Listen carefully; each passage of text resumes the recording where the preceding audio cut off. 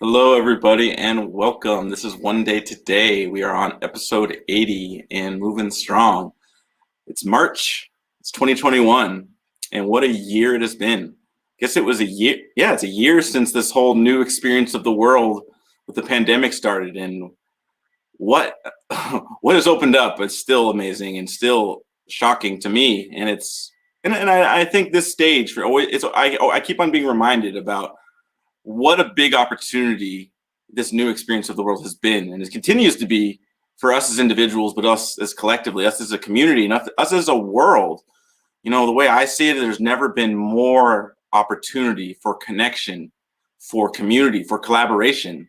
And it seems ironic and counterintuitive that us being in isolation and separated is what provided that opportunity, with technology and all the things opening up. But at One Day, what we're focused on is people who are creating and committed to beauty and empowerment in the world, inspiration, despite what's happening, or even because of what's happening. And I think that's just a testament to how beautiful humans are. We really what we focus on as individuals and as collective, our conversations with ourselves and with each other is really the reality that we manifest. If we focus on all the pain and suffering and chaos, which there is plenty of, well, that's all we'll see. But when we focus on the beauty, on the amazing humans who are committed to something greater than themselves, we are just what we see is available in our lifetime is just way beyond what our fears tell us is possible.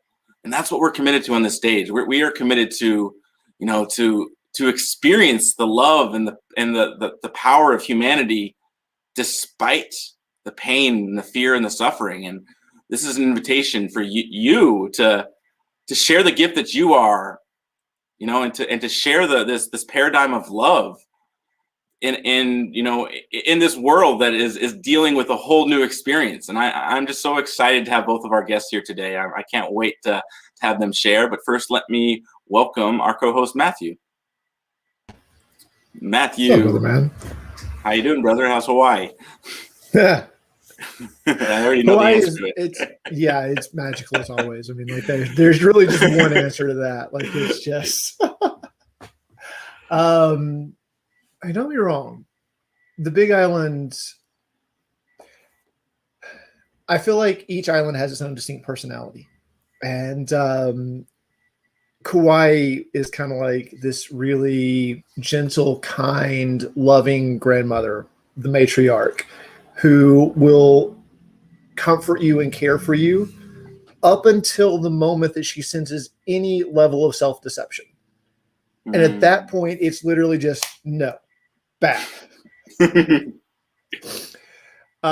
Oahu is a bit more the patriarch energy. It's a bit more the dad, the father, the go get them, get out there, make things happen energy. But Hawaii, the island I'm on, the Big Island, very much the rebellious teenage daughter. The volcano's still active here. Like Pele, she's still very, very alive here. And with the fire comes the drama. And so it's so funny. Like I have met so many people who've come here to heal. And this is a wonderful place to discover that for yourself and discover your own healing.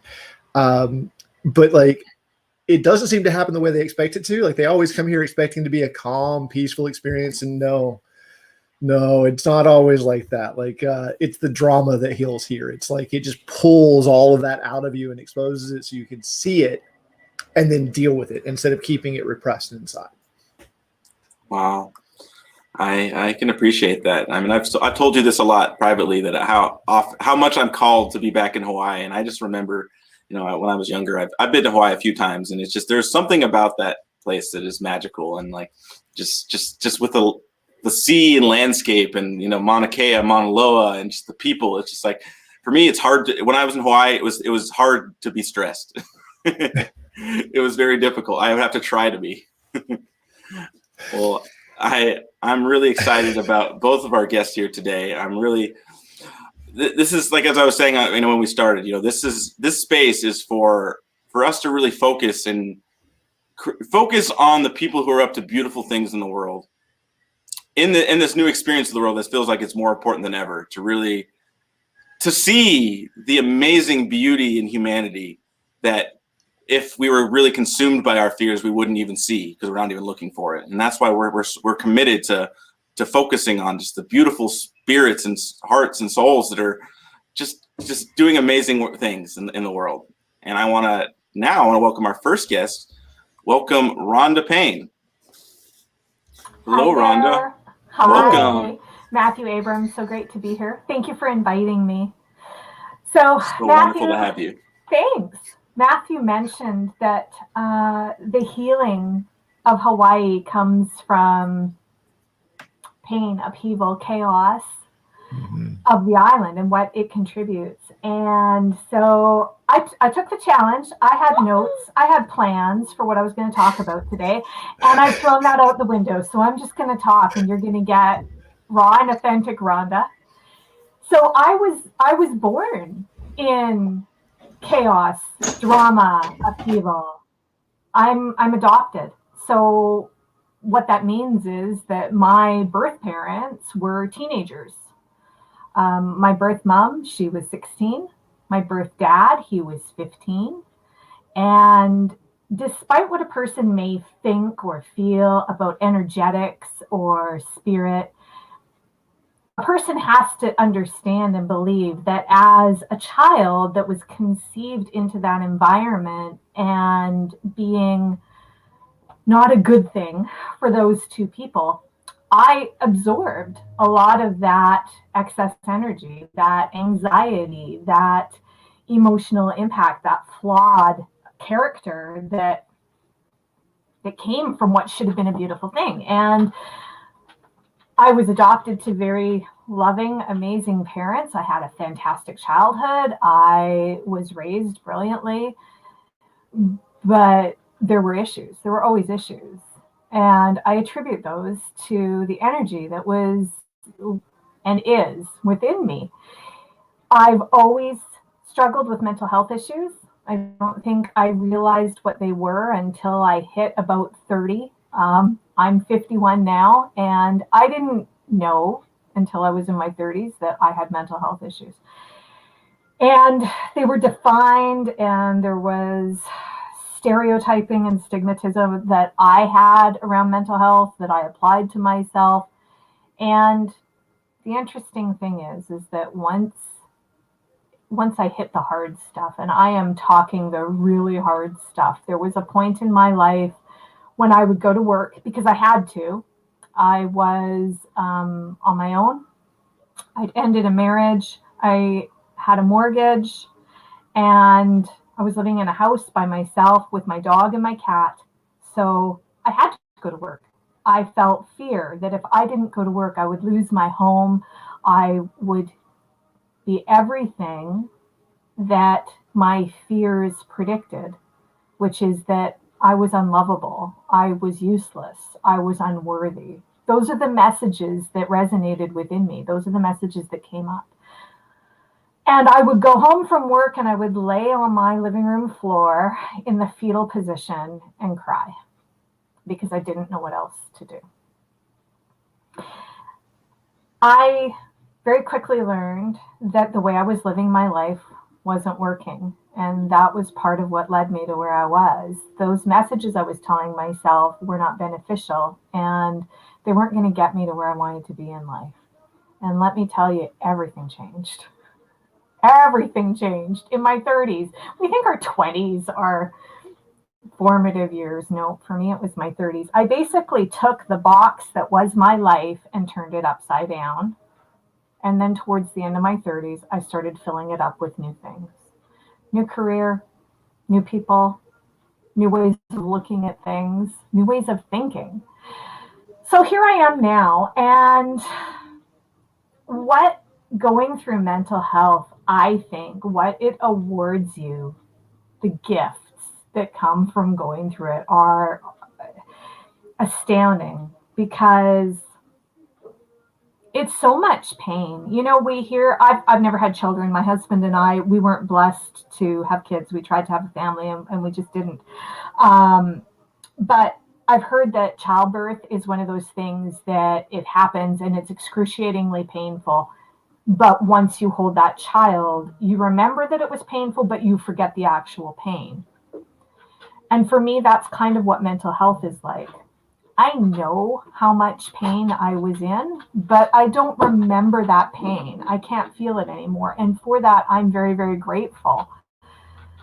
But it gives me such intense compassion for people who are going through that pain. That's Lucy in the background. That's one of my buddies.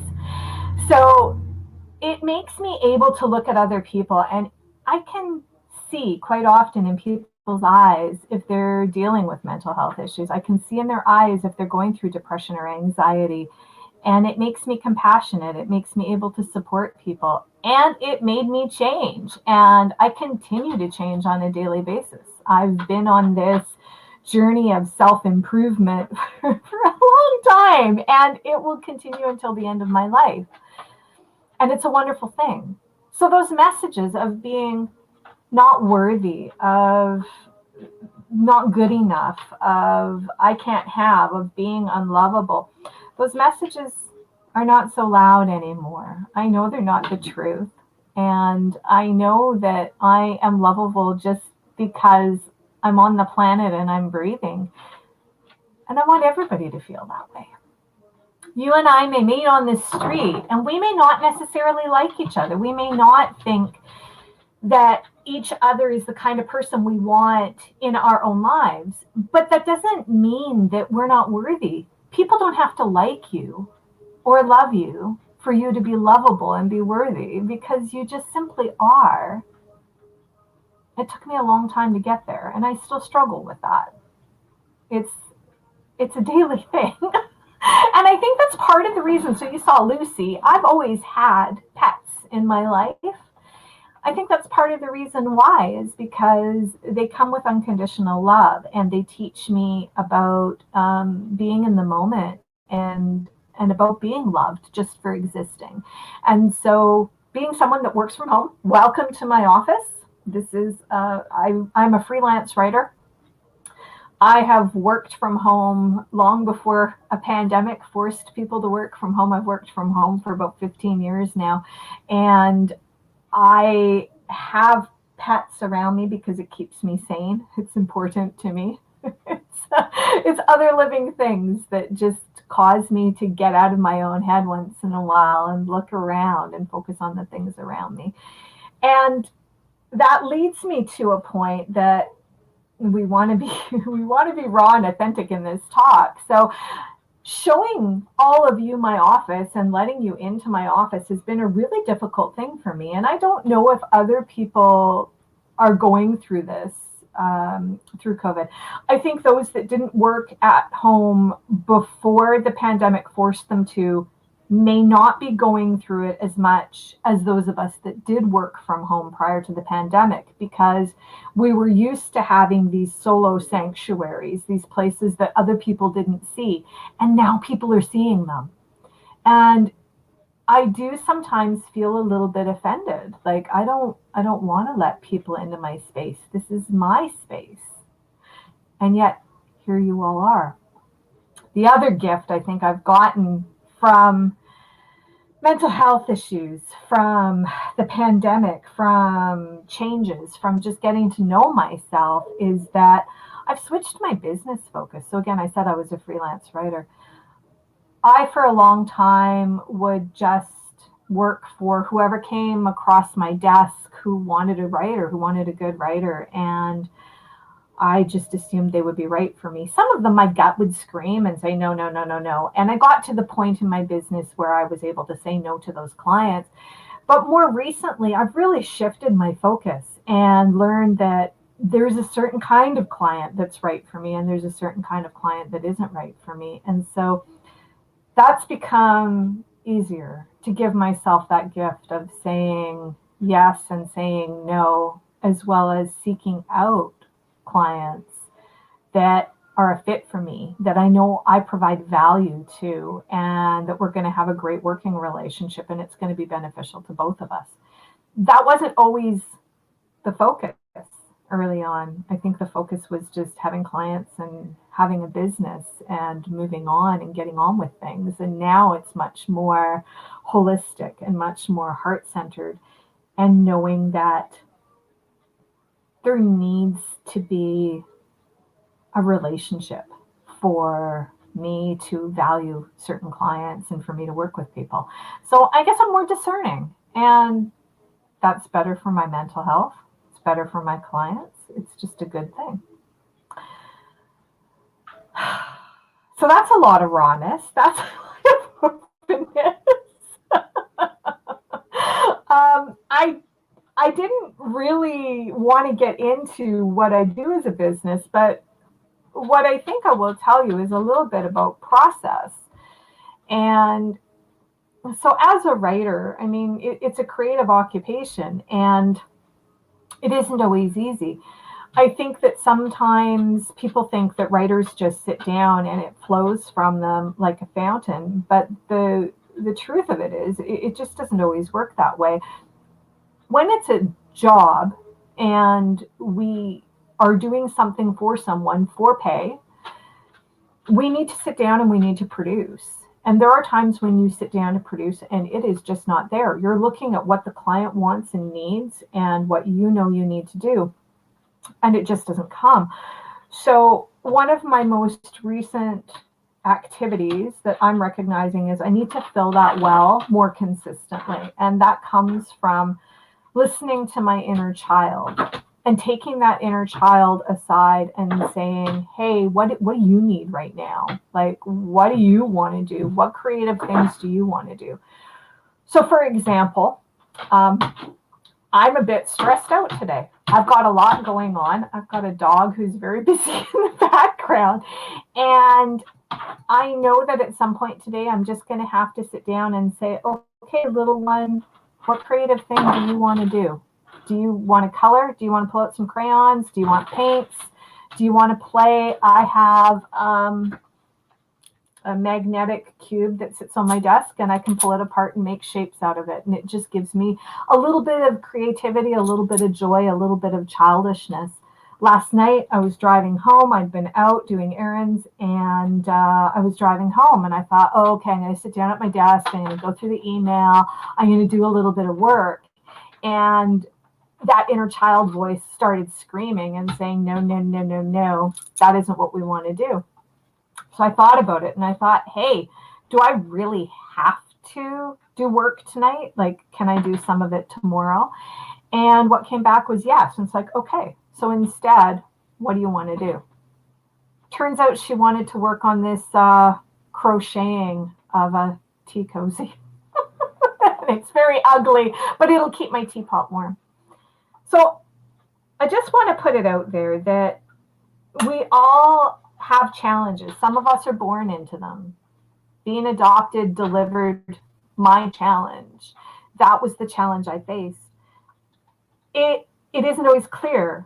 The journey isn't clear, and how we work through things is far from clear. But I do want to say that if you just are open to your heart and allow those voices, those inner voices to speak, you're going to find ways to resolve whatever challenges you come across. We all need to love ourselves. There's no greater gift we can give ourselves than loving ourselves and being patient with ourselves. I said to a friend yesterday that it isn't about changing what we don't like. It's about knowing that we want to change some things while accepting the situation we're currently in. So that's it. That's me. Matthew, Abram, thanks for letting me just talk. Thank you so much, Rhonda. It's so inspiring, your story, and and how you've taken those conversations. I can relate so much to what you were sharing about those conversations of unworthiness, and I think it's so powerful that you're channeling it and impacting others with what you've discovered in yourself. And I'm curious. I mean, I can totally relate. With those conversations of unworthiness, of I'm not enough. Like that was a lot of my growing up. And I want to hear about particularly what you're saying about your that inner child. My experience is I I would make my inner child wrong. Like for all the areas I've been held back because of how afraid I was when I was younger and how afraid that little child in me has been. A lot of my problem, if you will, was I would feel shame about how could I be so silly? How could that little child in me be that way? And how did you find that, just that love for your inner child? It's not easy. And I have a coach that I work with that she was originally designed to be a business coach. I learned with me that in order for me to get to where I needed to be in business, that I need to get to where I need to be in here, right? Like with me, all the work is inside. A lot of people need work around strategy, and absolutely, I need help with strategy and time management. We all, like there's all that stuff too. But the biggest thing is the butt in the chair. That is where the biggest issues are. And as soon as I started tapping into her and just listening to her, I was really able to say, so Abram, here's the words. You did the best you could with what you had at that time. So little Abram did the best he could with what he had at that time. And there is nothing wrong with that. But because we're looking at it through the lens of an adult, right? We're looking at that child's decisions and actions through the lens of an adult. They weren't wrong. And the noises that they cry up and they throw at us now, they're still not wrong because they're a child. And we don't allow that child to be a child. We expect them to behave like an adult. Well, why would they? They're not. They're not a child. And so it's a matter of just allowing them to be a child, loving them anyway, and just going with it and saying, this is cool. You're cool. You're loved. I love you no matter how much screaming and temper tantruming you do. I love you and I will listen to you. And I'm the adult. So sometimes I'm not going to do what you want me to do. Sometimes I'm going to be the adult and do the adult things. But that doesn't mean you're wrong. Wow. Yeah, that... It's tough. It's tough. Don't go thinking I think it's easy. It's not easy. No, it's absolutely not. There's a couple of things in there that I feel like are worth unpacking. And the first thing that came as you were talking was I was actually listening to a conversation the other day, and one of the people remarked, I don't see many adults in this world. And that struck me because it's You're getting like, hi everybody, that's my husband walking through the office, walking through real life. Which is something that maybe we can come back to in a bit. Because there was something else you mentioned about letting us into your studio that I would like to unpack too if we have time. But this one, it's here now. So I kind of feel like let's play with it, which is not many adults in the modern world, especially in leadership positions and very visible positions in our culture. And I get that. I totally get that. Like, I feel like a lot of people actually got stuck in high school. Like they never grew up past high school. They never had the opportunity to learn how to face emotional trauma with the lens of like with a bigger perspective, with the perspective that an adult would bring to it, which is what you were talking about earlier, that you did the best you could with what you had. Looking at shame and going, is there actually any reason to be ashamed? Or am I only ashamed because I'm scared of what other people might think of me? And if they think bad of me, then I believe that I may lose some status in this society. And is that really worth holding on to? That's linking into what Abram and I were saying, which is I'm not worthy. So if that person doesn't like me, does that take away a little piece of the worthiness that I've built up?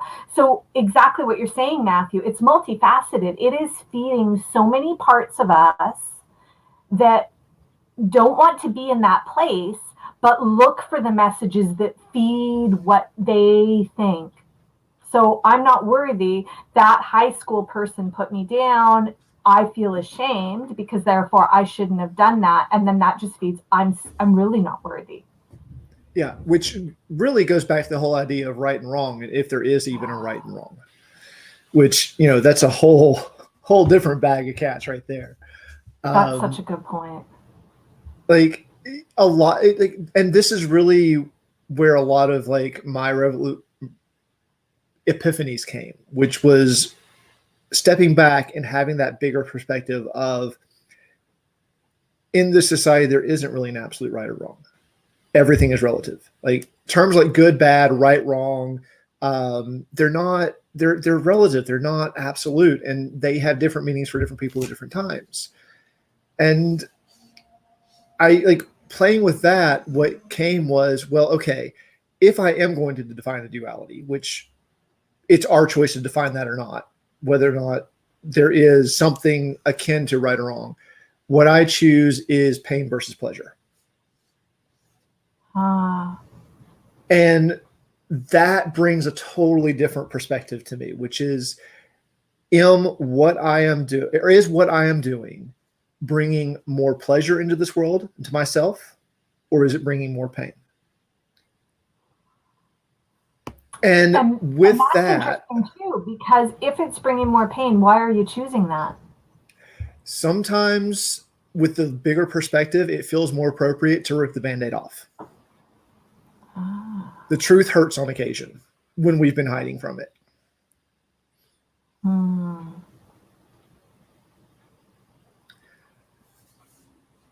And ultimately, the whole idea of pleasure and pain is also, as far as I can tell, is false anyways. Like they both are, there is two sides of the same coin. I mean, look at how much we shift from kids to adults. I mean, just look at spankings. Like spankings are not fun when we're a kid, but they can be really fun when we're adults,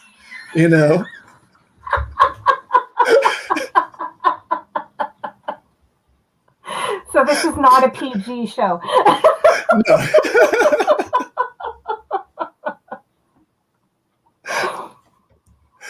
So it's just taking the time to take a step back and look for the bigger perspective, I find is one of the most helpful things I've ever learned to do.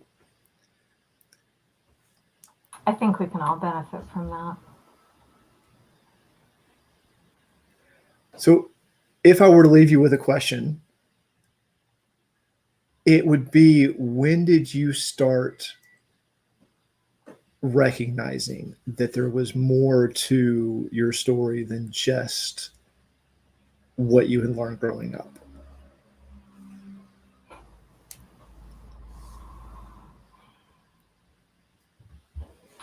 I think I've always known that. I think it's like being adopted, where, you know how we hear this story about the kid that was like, they turned 13 and their parents all of a sudden sprung on them, they were adopted? That's not my backstory. I don't remember being told, because my parents always told me all along. And I think that's the best way to do it personally. Of course, that's my opinion and my perspective.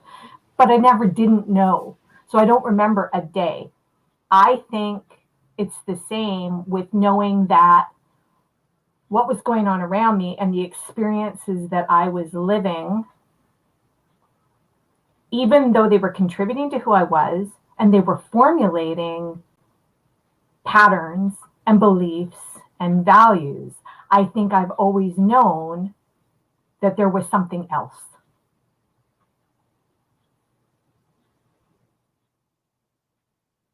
I feel like deep down, we all do. Like I have that same experience, and I have not met anyone who has it at some level. It's just, it seems to be so easy to forget that in this world, or lose it temporarily. Well, because we do. We get caught up in the messages. We get caught up in the stories that we tell ourselves. We get caught up in the baggage and the minutia and the stuff we don't want. And it's very hard to remember that there is that bigger picture that we can choose. Yeah. Yeah. It's a constant for me. It's like a constant identity. You know, it's like there are so many times where I feel the most like the most fulfilled and powerful in my own being of who I am as a contributing force of love. And there are days I'll be like, I can't believe, like, experiencing myself and just fully at peace with what is, and just feeling there's nothing wrong in the world. Everything is exactly where it needs to be. And it's like, I want this feeling to never go away. And then I'll wake up the next morning and it's just like, it's like I have anvils on me. I can't even get up out of bed. It's just like, I can't, it's like, it's so funny how quickly I will forget who I am. And it's like, and that's like, it's like this dance. Totally. Like, it's not even the next morning. Sometimes it's the next hour. And next nothing minute. has changed. Like, the balance in your bank account hasn't changed. The fact that you have to call the dentist and book an appointment hasn't changed. The fact that you've blown a deadline for someone hasn't changed. Nothing has changed except what's going on in here. And it's profound. Like, it's been a massive one little lesson. It could be one little thing that triggers you, just like somebody didn't call you back or they didn't answer the phone, and it's like, and then it goes up here, and it's like, well, maybe they don't like me, or maybe they're this and maybe that, and before you know it, you're like, oh my God, this is terrible. I don't know what's going on. It's like, it's so easy to forget, and it's like, and that's really what, like, it's like, it's a practice. That's why, for like, one day it is not a way of being, a way of doing, it's a way of being. And it's like, this is the choice we have every moment, is to remember we have a choice. Choice is huge.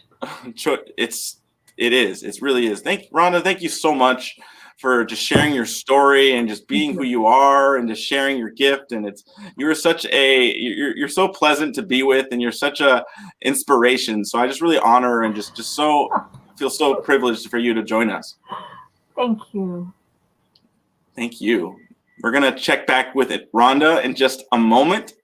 First, I want to just say hello and check in with everybody and take this moment to really invite you to share your gift, your story on this stage. That's why we're here. It's really to share what you've experienced in your life that has allowed you to discover who and what you are. Like, what are you doing on this rock? How did you come to discover that?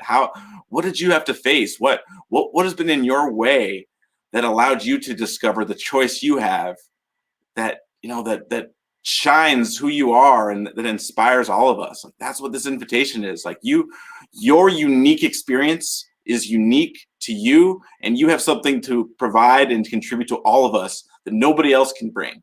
And that's part of what our mission here at One Day is bringing you and me and communities together in joyous celebration, unifying humanity in our diversity to create a better world for us all. And that's what we're doing, one story at a time. Now I am excited to welcome our second guest. Everybody, please welcome Dr. Pat Boulogne. Hi, everybody. It's nice to be here. Hi, welcome, Pat. Thank you for being with us. Am I on? You're on. Well, okay. Thank you for being here. If you're ready, Pat, the stage is yours. I just want to make sure. So, I was listening to Rhonda's story, and, I have, and I was writing down a bunch of notes because I came from a very, in a way, a fortunate scenario. I had a father that was always challenging me, and I had a mother who always was just like, cutting me off at the knees. So, when I grew up, and I was the baby of the family. I had like one brother and three older sisters. And, and they all said to me all the time that my father spoiled me to death, but my father always challenged me. He always asked me what I consider now really smart questions. Like, I ran away when I was 4 years old. And, the reason why I wanted to run away is because my mother never answered the question, can we go to the playground and go see what the school looks like and to see what the playground looks like? So my mother had that restriction, when I'm done doing this. So I grew up with somebody who always had that, that never gave you a straight answer. and having straight answers and growing up, especially for a kid, and having boundaries is really important. My father, on the other hand, when I ran away, when he got home from work and I was sitting moping on the sidewalk, like chalking in something and drawing, he said, "So I heard you had an adventure today." And he goes, "What happened?" And, I just said to him, that I told him about my mother not being responsive. And my whole life has been like that with my mother. So I used to have this major friction with one parent, and I still had major friction with my father also, because when I wanted to go to, when he asked me what college I was going to go to when I finished high school, I told him I didn't want to go to college. And if it wasn't for my father, I wouldn't be where I'm at right now. So, and I said, "Well, and he goes, what do you mean?" And I said, "I don't want to go to college." And I said, he goes, "What are you going to do then?" And he goes, "Oh, I have an idea. Let's go to lunch." So we hopped in my father's car and we drove into downtown Detroit. I'm originally from Michigan. And my father got off at the exit where all the riots started back in 1967 and 1968. It was still not rebuilt in 1972. And even there's areas in Detroit that were never touched from the riots since then. So my father pulls down the street and he says, "Get out of the car." And I went, "What?" And he goes, "Get out of the car." And I went, "Why?" He said, "Because if you're not going to go to college, you're probably going to live here. And you should look around your neighborhood of where you're going to live." And I was paralyzed. I'm thinking, why would he make me do that? And he doesn't love me. So I'm sitting there and I looked at him and just said, "I'll go to the college of your choice." He didn't say another word. He started the car up and we drove, and we never talked about that moment again, ever. So I went to college, and when I finished college and decided to go to that next, MO, my friend of mine was going to go to chiropractic school. So I'm telling you how I ended up becoming a chiropractor.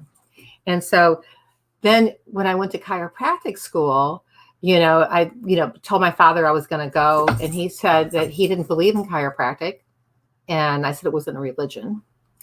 And he kind of just chuckled. He said, "So," he goes, "you're on your own." So I'm thinking, oh my God, it's so expensive to go to chiropractic school. And, how am I going to afford it? And I decided that I do very, very well at jumping in the fire and figuring out how to get out of the fire after I'm in it. It made my life a lot more interesting. So I decided to go, and I would just get student loans. And it changed my whole life. It changed my mindset about how I think. One of the big reasons, you talked about this before, is people's thoughts and how they don't have a handle on their thoughts, and how how it affords them to have all this other static go on and self-talk that makes you not successful. So one of the biggest things and takeaway that besides having the ability and finding out that I was incredibly talented chiropractor, is that I learned a different mindset, so that, and when something happened, instead of going, "Oh, woe me," it was more like, "Oh, that happened. What did I learn from it? And what do I need to do in order for that never to happen again?" And I kept on asking those kind of questions. And I learned that mindset in chiropractic school, because the person who owned that school talked about, being underprivileged at one point in time in their life. And they wanted to be, very excellent at a thing, like he was throwing a knife into a tree. And he kept on missing and kept on missing. The only way that you get better is practice. Practice makes permanent. So I went to school, and back to my mother again. And when I graduated, my mother and a friend of hers were going to come down and see me graduate from chiropractic school. And my father, was not feeling very well at the time. He had heart issues, and they were divorced. And my mother, at the very last minute, canceled coming. I was devastated. And I just thinking, I can't believe she's doing it again. And so it's, there's always been that tone between us. So moving forward, I became a chiropractor. I married. I had a very successful practice. my belief system was that if you can heal yourself, you can heal others. You can heal those behind you. You can heal those in front of you. And you can heal your community. And communities can heal communities. So I dedicated my time and my effort to understanding the nature of what causes disease, which are three things. They are trauma, which creates inflammation. There are toxins, which create inflammation, and they're your thoughts, which create inflammation. So having a handle on your thoughts and positive mental attitude changed everything.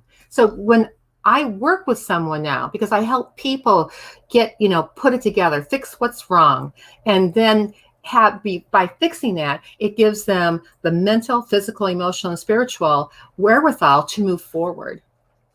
And that piece is a gift that I've been given when I listen to people, as we've had a major shift around here, in the last year.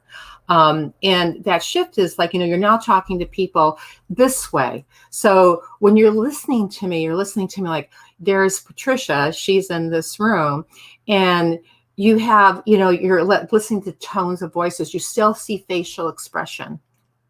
And you can still connect. You connect with your eyes and you connect with your heart. So in listening to people when they're telling me what's going on, I've been given this uncanny gift to be able to read in between the lines. And also and help people be more accountable for their health. And it's really great because that's that, something that, my father was I always thought what a jerk he was not to help me out in chiropractic school, but in reality, he really taught me a higher level of responsibility, because when you graduate as a doctor, no one ever teaches you the level of incredible responsibility you have for another human being. And being able to stack that information and put everything in the right place and dot your I's and cross your T's while you're doing whatever they want you to do for HIPAA. And then you have this this human component of how people really get well and understanding that. It's been a blessing, so I give my father a lot of credit for always challenging me, and saying, he told me when I was a kid, I could do anything I wanted to do. And I've been blessed because of that. Not everybody gets that from their parents. I can do anything I wanted to do if I put my mind to it. And I didn't have to be persistent all the time. But I was resourceful and I was resilient. I had that innate quality. And what I do is I take the things that I've learned in the past, and I freely share those with people who are not on that same plane. And look at, because we talked about, you guys talked about just a little bit before about people being more reactive and not being proactive. And at this day and time, and what age, when I'm talking to a client and I'm asking them about their life and they're telling me their stories, I have an always interesting thing when they're pinpointing a particular person and asking questions regarding that person. And then I always ask them if I remind them of their mother or their father or who the person is, and there's dead silence, because I ask those kind of questions and I push that envelope a little bit more, because sometimes in order to have that breakthrough, you talked about pain and pleasure, they're the same thing. They're just how you perceive something. And so you have, unless it's traumatic, type pain, but you can have that. And pain causes inflammation, pleasure causes inflammation. You have that whole thought process thing going on in your head. So, I've been very, very fortunate to have really good teachers in my life. And I've had really opportunity to have very good friends, so that if when I decided I was going to quit chiropractic school, one time I told my best friend that, and she just sat there and she said, "You get your butt back in class and don't even talk to me about this ever again." And she goes, "I'm not letting you give up." And you got to have people who believe in you, and see your goodness. Everyone has a genius. It's just tapping into what that genius is for everybody. And giving that, hope. Hope is not, is a very tangible thing.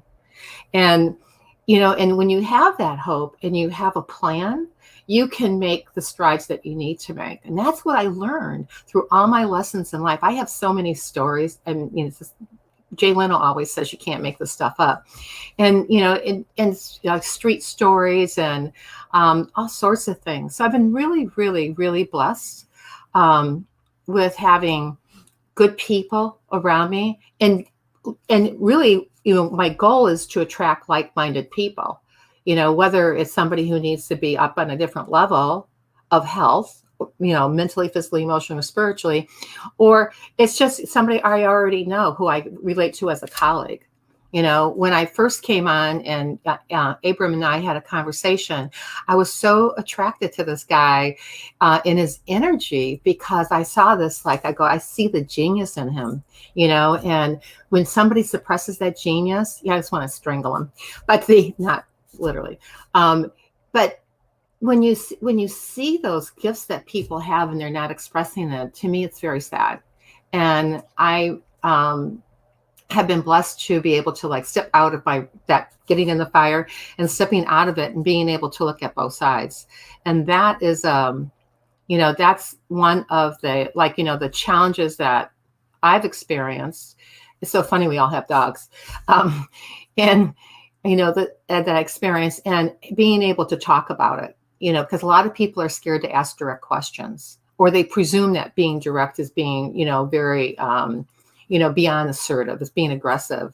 And when it's really just asking a question because you need to make a crack in the rock so that whoever is hiding inside can come out, and be the best person that they possibly can be.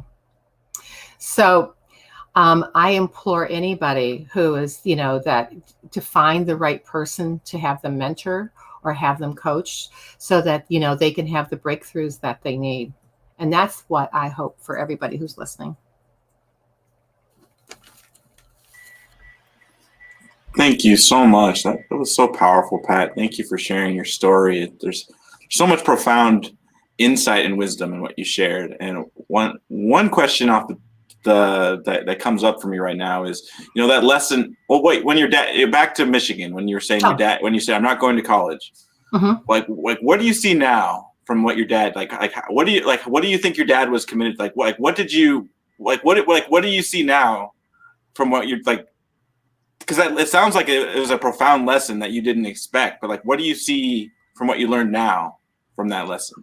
Well, the thing is that my father, and I do this with my nieces and nephews, the thing is that my father, and I challenge people, because if you want to go, everybody's got something that stops them and keeps on sabotaging them.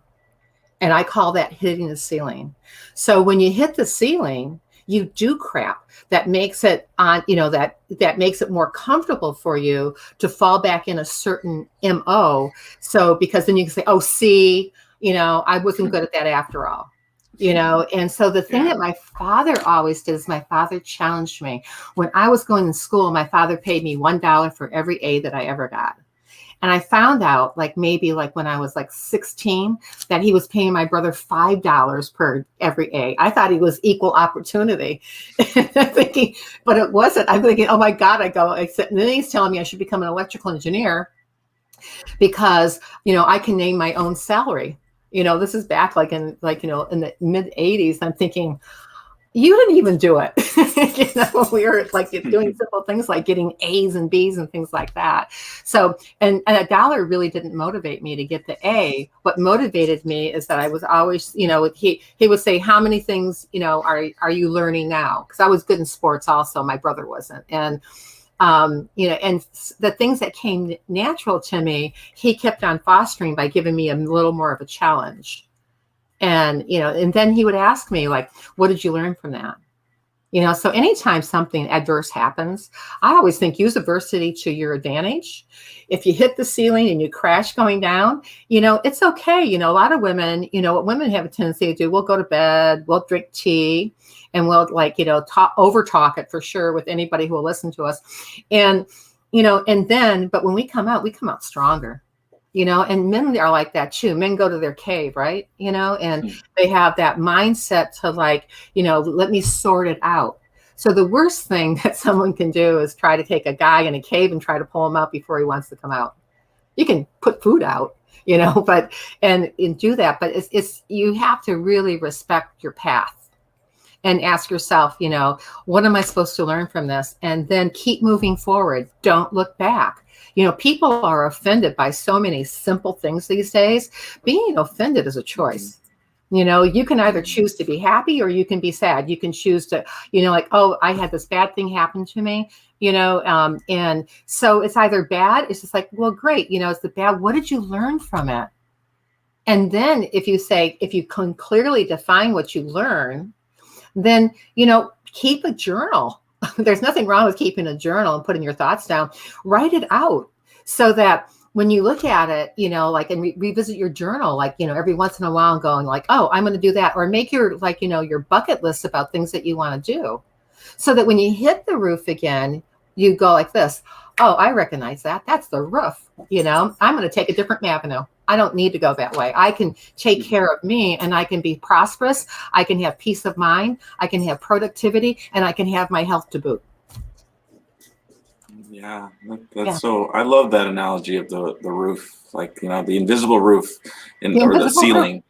Yeah. And it's it's powerful because, we have to hit the ceiling and know where it is before we can grow beyond it. And it's there to teach us something, where we are, where the barriers. It's like when we hit our capacity and whatever we're up to, without that obstacle, there's no opportunity. Without that risk, there's no reward. And it's and that sounds like something that your dad was constantly reminding you of. And it sounds so powerful that it's instilled in you, and how you have taken that and created a beautiful life where you're contributing to others. But it's you were sharing that same lesson that he taught you, and you're sharing it with all of us. So I think that's so beautiful and the full circle of that ceiling for you. Well, one of the other things is, I grew up in an Italian kind-ish neighborhood. Kind of, because there's only one block over there and the Polish people over there. So it was very ethnic, but when I used to cook dinner, my mother wasn't home because she was working. I'd invite the whole neighborhood over. And she get to say what happened to this? What happened to that? And it was like, I don't know. I think Michael ate it, I let it blame it on my brother. But I always have I'm always inclusive. If I see somebody at a party standing by themselves, I'll walk up to them, and I'm shy, believe it or not. At one point in time, I was very, very shy. And when, and I would just go up and talk to them. It's like, hey, why don't you come over and sit with us? I know what that feels like, to, be, because I'm very, avant-garde, and I'm very eclectic in a way. But I'm fine with myself. I don't have to have the TV on. I don't have to have a radio on. I can drive for 6 hours straight without listening to something and just be pleasant and be happy with my thoughts. Because if you don't have a handle on your thoughts, it screws up everything that you do for diet. It screws up everything that you do, for, inflammation and pain and pleasure. It screws it all up. So having that, what is my thought? What's the source of my thought? If you can't sleep and you got something ruminating, get up and ask yourself, is there something I can do about it? And if there's something you can do about it, go do it. I learned it took me years to figure that out, and go do it. And if you can't do something about it, then write it down and give yourself permission to go to sleep. Sleep is so important to repair, revitalize, and restore your good health. And it's essential, especially in COVID. And people don't get that. They have that interruption of that cycle. So they're not dreaming, they're not doing deep sleep, and they're remaining too much in light sleep, which actually contributes to depression, anxiety, and a lot of other mental illnesses that we're seeing of influx and increase in the last year. It's huge. There's, and just so that you're listening, my door is always open. I always have an opportunity. If I have time in the day and I can listen to someone's story and I can make a difference in one person's life, then it's okay. It's just it doesn't have to be perfect. It just has to, if you don't move, my second patient ever told me, she said, you're going to die.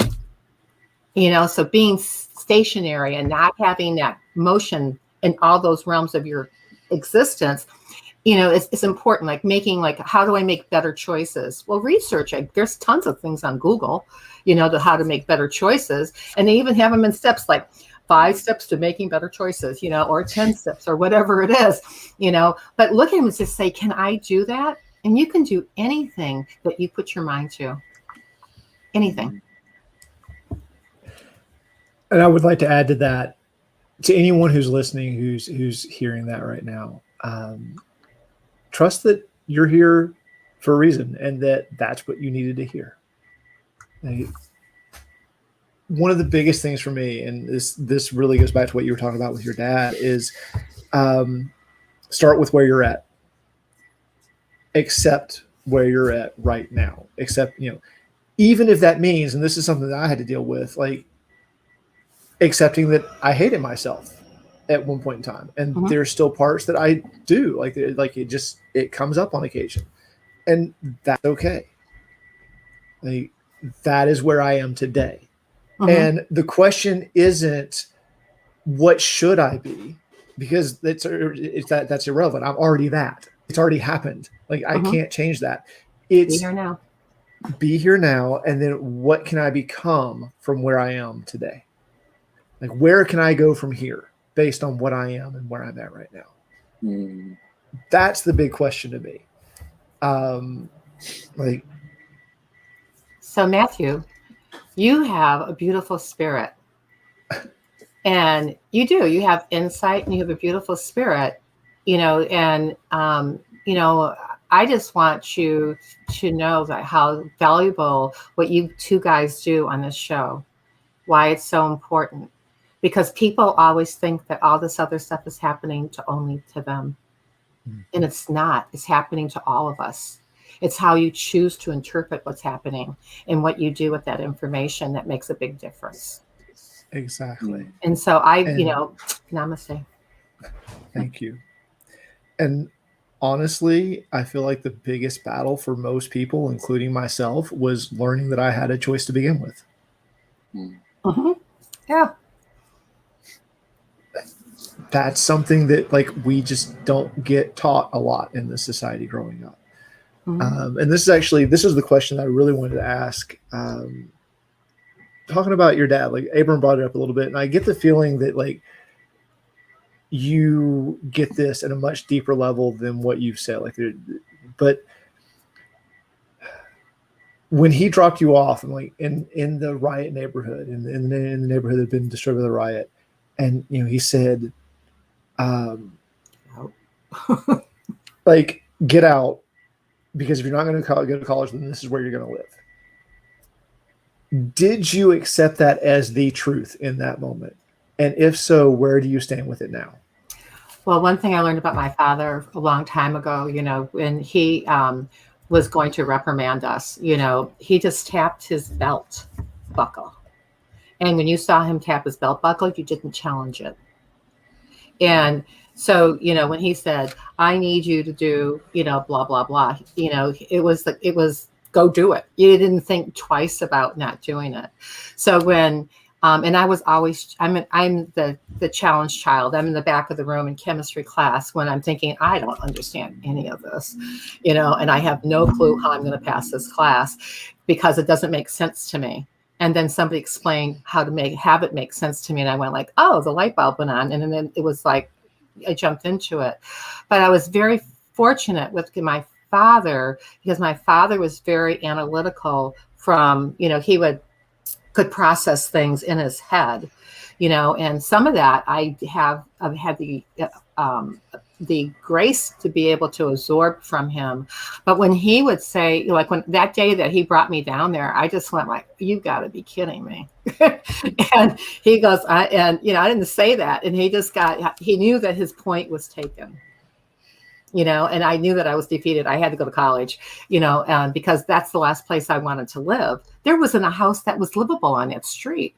It was totally destroyed, broken windows everywhere. And I'm just thinking this is not the way that I see my life going, and, there's a woman that lived next door to me, and I used to babysit for her. And she told us also, this is another one of those breaking moments.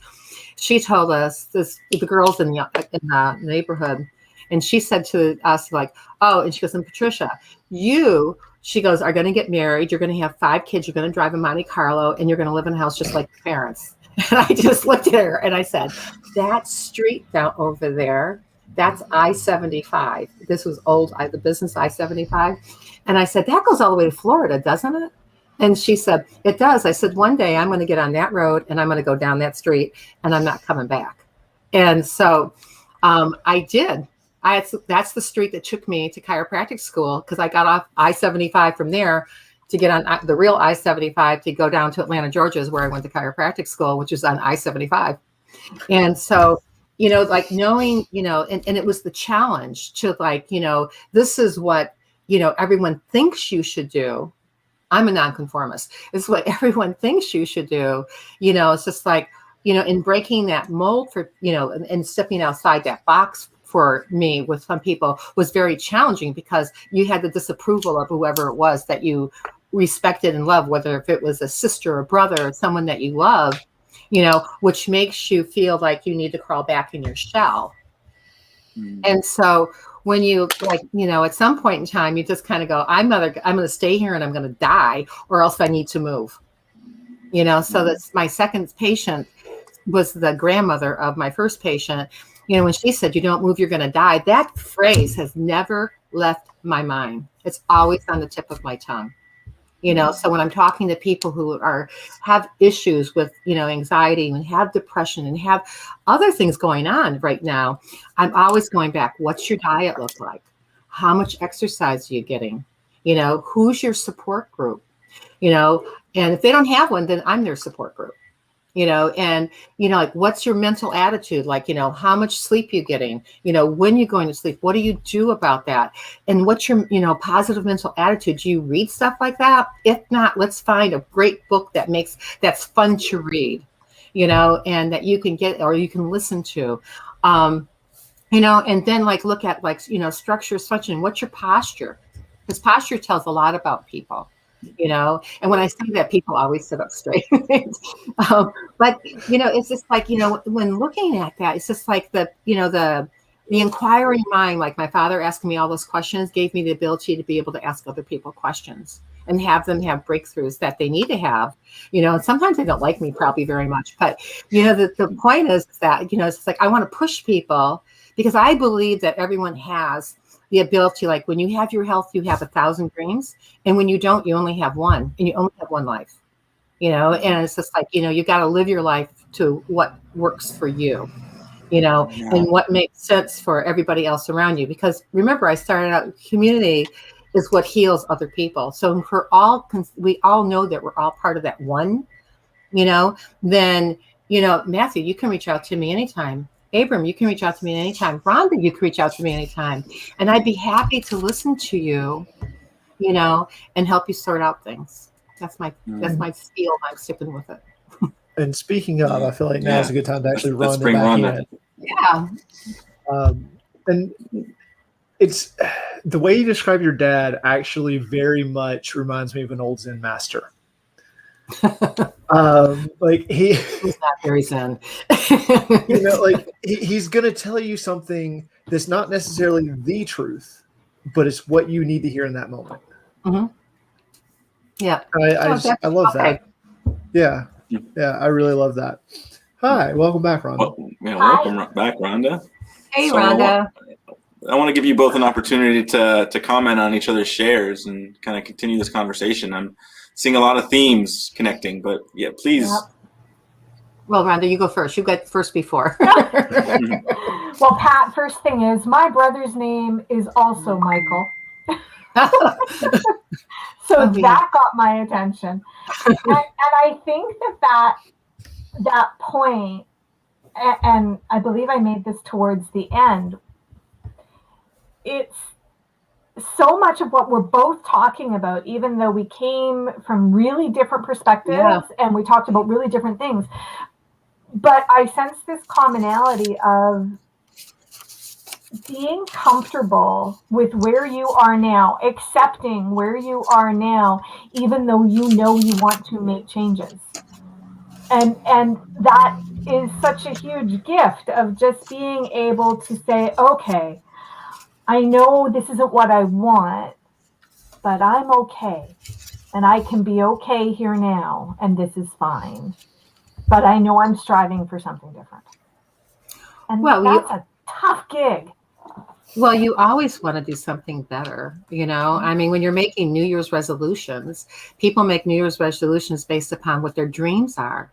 So you got to, like, the naysayers, you know, if you go, if you're on LinkedIn, if you go to my profile and you go to January 1st or something like that, I have a picture of this guy trudging along, you know, this highway, and it has your friends, your family, and you have all the naysayers, the people who don't believe in you, and it's like, you know, you gotta have tunnel vision for what your dream is, and you have to make a plan in order to get to your dream, and you have to be okay with yourself. You know, it's just like, it's learning to, like, say, you know what, I'm perfectly fine just the way that I am, but I can be better, and wanting to improve from, you know, inside out, because healing doesn't come from outside in, it comes from inside out. So it's, you know, looking for, like, how do you get at peace with, you know, your thoughts before you go to sleep. You know, it's like, if you're, you know, like, you know, when I was getting divorced, someone told me, you know, to say, with thinking of my ex-husband, to be like, for all the good I see in you, I bless you, I bless you, I bless you. I couldn't even say it. I mean, it took me like maybe about a week to be able to sit there. I wrote it out on, you know, didn't have Post-its at the time, but I wrote it out on the Post-it and going, for all the good I see in you, I bless you, I bless you, I bless you. You know, and my girlfriend goes, who are you talking to? And I said, myself. I'm blessing my ex-husband to be like, and she just bursted out laughing.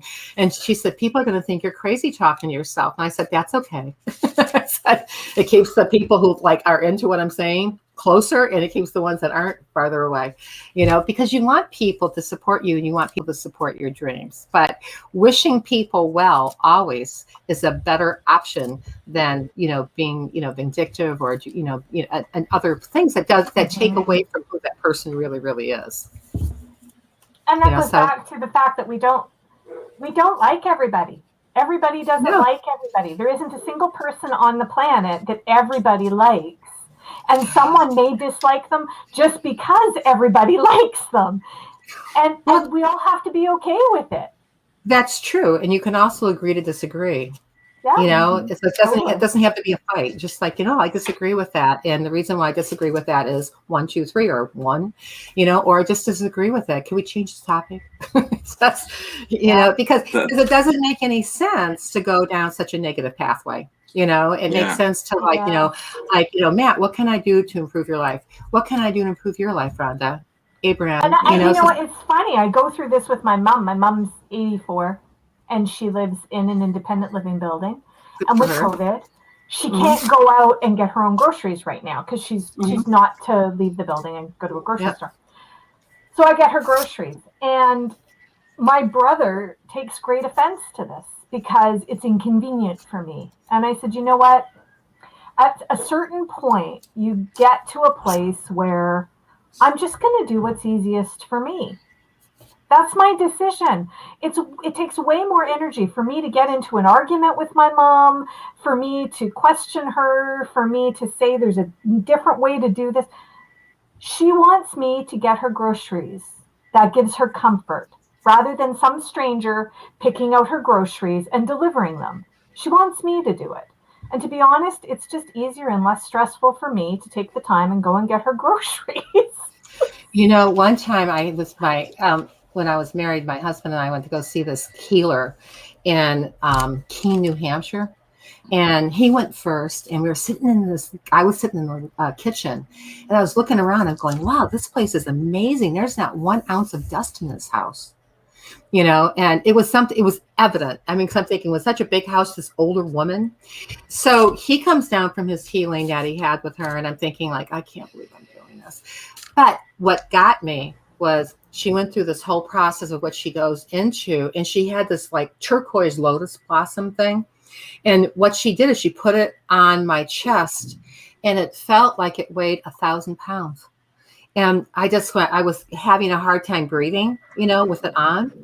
And all she said to me was, Patricia, a high priestess cannot give birth to a mentally retarded child. And I said to her, I'm thinking, huh? You know, and she said, your mother is a high priestess. And when I got it, that, you know, it's just like, I'm her child. And 3 days before that, I was telling somebody how I thought my mother was so mentally retarded. Sorry, Mom. And, but the thing is that, when I said that, when I walked out of there, I no longer had that animosity that I talked about earlier about that. What I had was just like, she's just who she is. There's nothing I can do about her. I can make her life better on her way going when she's aging. So when I left there, because I had my practice and I was very prosperous at the time, I called her up and said, hey, is there anything you ever wanted to do and you never did it in your life? It was dead silent. She goes, I have to hang up right now. And she hung up and because she didn't address it, because that's her ceiling, right? Because no one ever offered her that before, I guess. And so she called me back 3 days later and she said, I want to go to Florida. I want to go to Florida with my sister and spend the winter there. I went, okay, so how long is that for you? She goes, 1 month, and I said, how about 3 months? 3 months is usually winter, especially if you're from up north in Michigan. And so, and then she goes, I have to hang up again. So she hung up, but it was my pleasure. I was living in Massachusetts. So that's where my practice was at the time. It was my pleasure to organize a car to come pick her up, get her plane ticket, get her somebody that could get her on their plane and get it down to Florida. I had that ability to give her that gift, and so it was, but it all started with that, lotus blossom thing that felt like it weighed a ton, and that realization is that, this woman gave birth to me. I've got some DNA, that is connected with it. I might not agree with her, but I can let her now be and forgive myself and forgive her so that we all can move on, like keep moving forward. What did I learn from that? I learned that there's like, you've got to accept people for who they are and help them be better, and not worse, but better, and there's things that, you can do, like, Rhonda, what can I do to help you? And it stops people sometimes because people aren't that always that willing to share knowledge or that information to have that motion going forward. But it's very cool though. That's so powerful. That's so powerful. And kind of tying it back to what one of Rhonda's points is, I don't have to like you to love you. Right. And it's like, and that's very profound. And that's something that I've discovered. I mean, I'm very lucky to discover, earlier in my life that even the people that are toxic or not even aware, I can still love them. And I can still, and it's like, and like to what you're saying, Pat, like, how can I contribute to this person? How can I accept this person for who they are, but also for who they're not? And, because ultimately, and this is like every spiritual distinction has some version of the golden rule, love thy neighbor as thyself, do unto others like how you want to be treated. And I feel like that's so universal because it always comes back to bite us when we try to sweep under the rug, whether it's a physical, psychological, emotional, or spiritual, toxicity. When we sweep it under the rug, there's always an impact, and we don't always see it, but it always comes back to bite us. But we, as humans, we have the power and the choice to love everybody, even if we don't like them, because it ultimately, that's loving somebody is also loving ourselves. Loving our neighbor is loving our family, and it's like that's what we hold community. In this space. It's community. And it's also protecting yourself because there's a technique someone taught me a long time ago, and so when somebody was like spewing all that negative energy, you can just take whatever hand you feel good at doing it, and you can just push that energy back into that person. And I used to do that because of how many people I saw in my office. I would have here all sorts of things all day long. And so if you took that energy on yourself, you would have every pain that anyone came in, and you wouldn't be any good for that moment for that person, because they deserved, to me, they deserved 150% of me, but that motion of like, when you feel that negative energy coming at you, you can just like push your hand up and go, it's freeze. And visualize that. And then what they pouring down, the woo-woo stuff of pouring down white light around you, all the way down and then all the way back up and down, up, down, how many times you have to do it. And then make it into a nice pyramid, and then put a trolley strap in the center of it, because the trolley strap is what you use on a trolley so you don't fall over, or fall into somebody. And then you always have help. You always, in that visualization, you have the help that you need to make it through the day. And if someone breaks through that barrier, you can feel it. You talked about it, Rhonda. It's just like, and you talked about Abram, and you too, Matthew, you talked about like when that, when somebody gets that closer part of it, that zaps you. And you're thinking like, well, what do I do now? So you can go out and hug a tree. You can do tapping. So anytime you feel good, pick a point on your body to tap. I mean, those are, like something that you can do to anchor yourself so that you have more consistent positive results. So that's my contribution to, because I too had notes actually, and I didn't talk about any of them.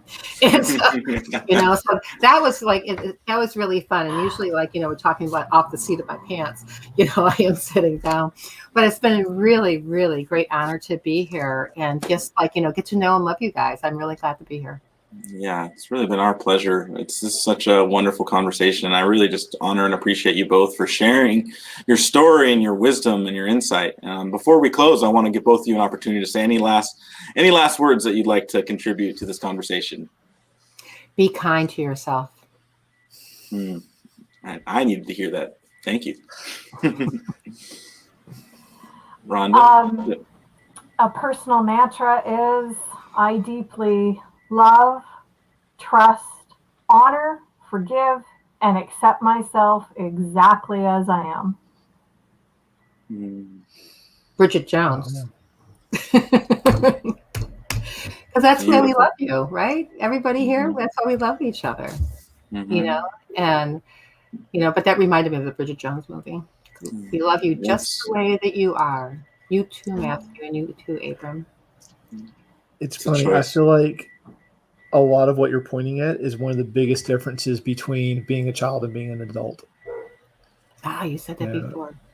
A child is very much concerned about me. How will this affect me? How will this affect me? How this will affect me? The adult looks at it and goes, how will this affect everyone around me?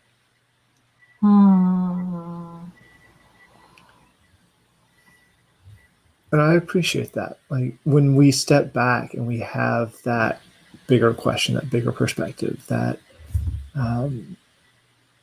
understanding of we don't need to like everyone to love everyone, or that understanding that sometimes the hardest thing to do or say is exactly the thing that person needs to hear. Then that gives us this space around us, like you were talking about, Ron. Like that, to me, like that's what creates that pyramid, is just being that question of how will this affect me and everyone around me. Yeah, it's profound, and that's back to that choice.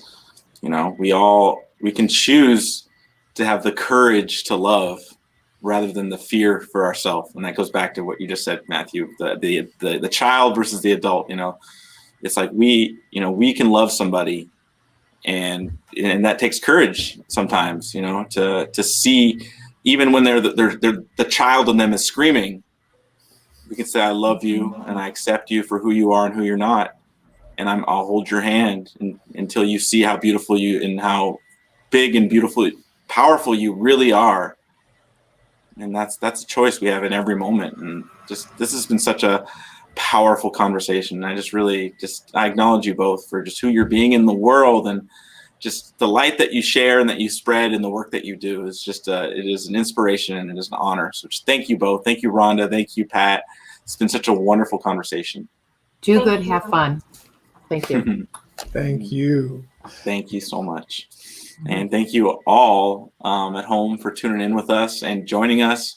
I just want to invite you, if you have but with your gift, we want to share the gift that you are. That's what this stage is for. Your experience of the world and of yourself is unique, and what you've overcome and what you faced. We want to hear about the wisdom that you discovered on the other side of your trauma that has allowed you to be a part of something much greater than yourself. And that's why we're here. That's why we have this stage. We want to share the gift that you are, because you are a gift. And even if you can't recognize and see that, you are a gift, and what you have to share is something that benefits and can contribute to us all when you make that choice, when you choose to be vulnerable, when you choose to share. That's part of what our one-day vision here is humanity rising in a connected world with each person's unique contributions being valued and magnified through a higher level of collaboration, producing unprecedented new realms of possibility. And that's what this movement is about, and that's what your voice creates. I love you all. Be safe, be well. We'll see you all next week.